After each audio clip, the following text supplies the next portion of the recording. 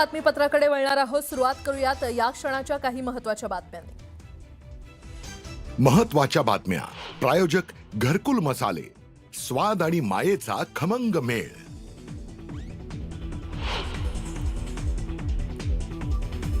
राज्यातील स्थानिक स्वराज्य संस्थांच्या निवडणुकीबाबत आज सुप्रीम कोर्टात सुनावणी।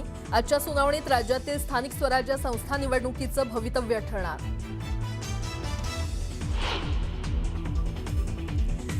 राज आणि उद्धव ठाकरेंच्या भेटीनंतर राजकीय तर्कवितर्क। ठाकरे बंधू मोठा राजकीय निर्णय घेण्याच्या तयारीत असल्याची जोरदार चर्चा।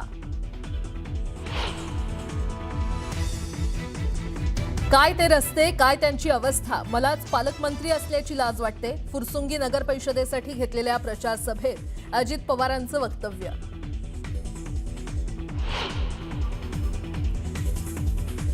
मला 2 तारखेपर्यंत युती टिकवायची आहे। भाजप प्रदेशाध्यक्ष रवींद्र चव्हाणांचं मोठं वक्तव्य। तर पुढेही युती टिकवायची की नाही हेही त्यांनाच विचारा। श्रीकांत शिंदेंचा पलटवार।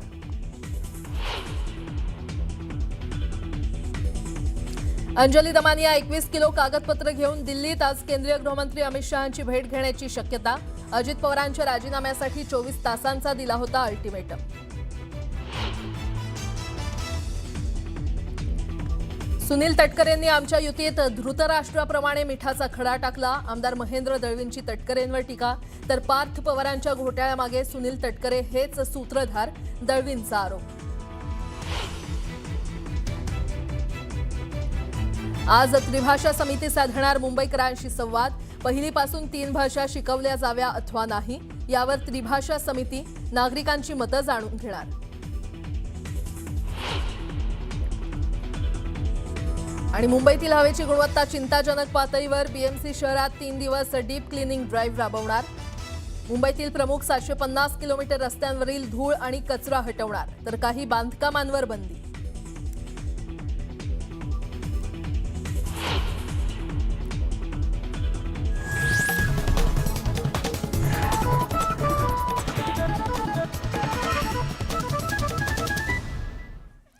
बातमीपत्राला आता सुरुवात करूयात। राज्यातील निवडणुका राजकीय आरक्षणाची मर्यादा ओलांडल्यानं धोक्यात आलेल्या आहेत।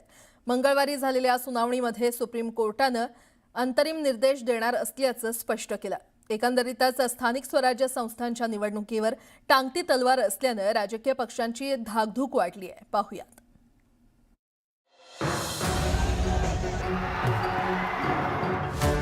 नगरपालिका आणि नगर परिषदेचा प्रचार अंतिम टप्प्यात पोहोचला। नगरपालिकांचा निकाल लागल्यानंतर जिल्हा परिषद निवडणुकीचा धुरळा उडणार होता।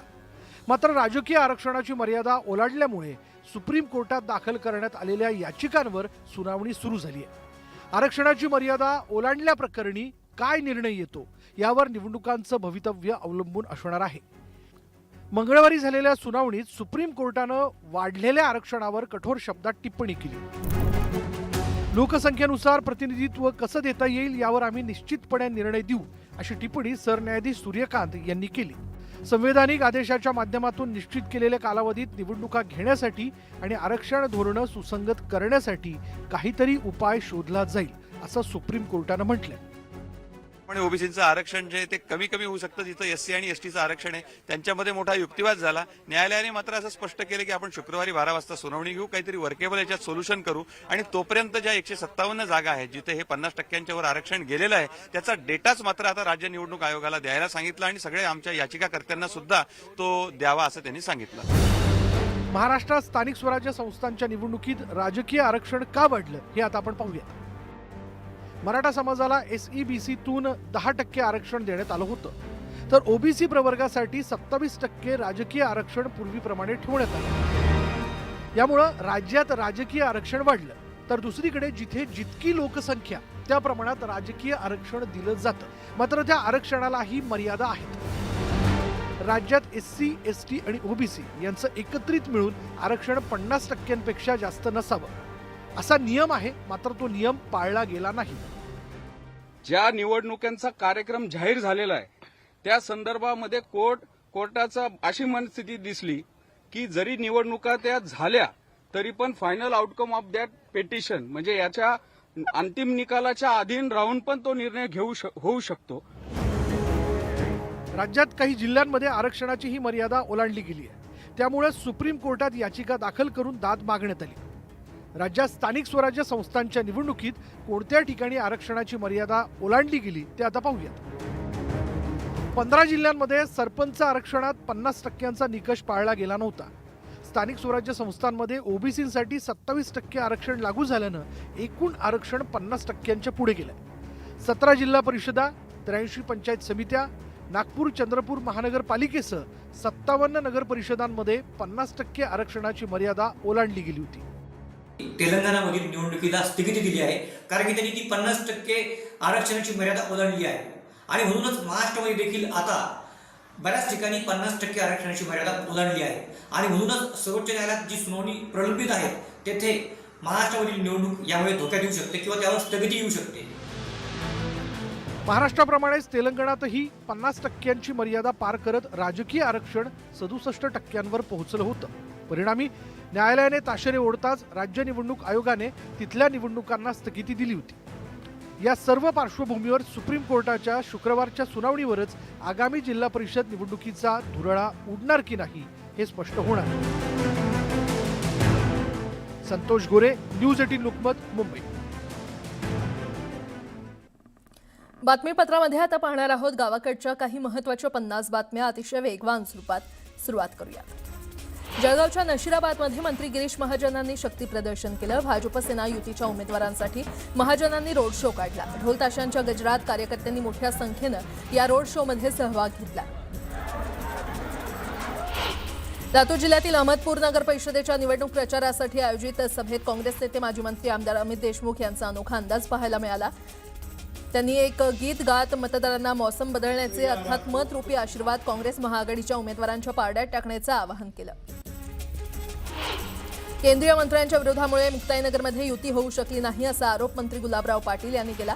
यावेळी त्यांनी शेरोशायरी करत केंद्रीय मंत्र्यांना सुनावलं. उपमुख्यमंत्री एकनाथ शिंदेंनी संगमनेर नगर परिषद निवडणुकीच्या प्रचारावेळी काँग्रेस नेते बाळासाहेब थोरात आणि आमदार सत्यजित तांबेंवर जोरदार टीका केली. मामा भाच्यामध्ये भांडण आहे, हे त्यांचं घर सांभाळू शकत नाही तसा निशाणा उपमुख्यमंत्री शिंदेंनी लगावला. अलिबाग नगरपालिकेमध्ये गेले 20 वर्ष सत्ता गाजवणाऱ्या शेतकरी कामगार पक्षाला शह देण्यासाठी भाजप आणि शिंदे सेना एकत्र आलेत. युतीच्या उमेदवार तनुजा पेरेकर यांनी त्यांच्या विजयाचा विश्वास व्यक्त केलाय. अलिबागमधील डम्पिंग ग्राउंडच्या समस्येवर विशेष लक्ष केंद्रित करत आपण हा प्रश्न मार्गी लावणार असल्याचं आश्वासन त्यांनी दिलंय. काही ठिकाणी महायुतीमधील दोन्ही पक्ष समोरासमोर असले तरी ही रणनीती वरिष्ठांनी विचार करून केलेली आहे. विरोधकांना कोणतीच जागा द्यायची नाही या उद्देशानं महायुतीमधील पक्ष काही ठिकाणी एकमेकांच्या विरोधात उभे राहिलेत असं मंत्री आशिष शेलार यांनी म्हटलंय. अजित पवारांचा राजीनामा मागणं म्हणजे पॉलिटिकल स्टंट असल्याची टीका आमदार सना शेख यांनी केली आहे. निवडणुकीत असे आरोप केले जातात असं शेख यांनी म्हटलं.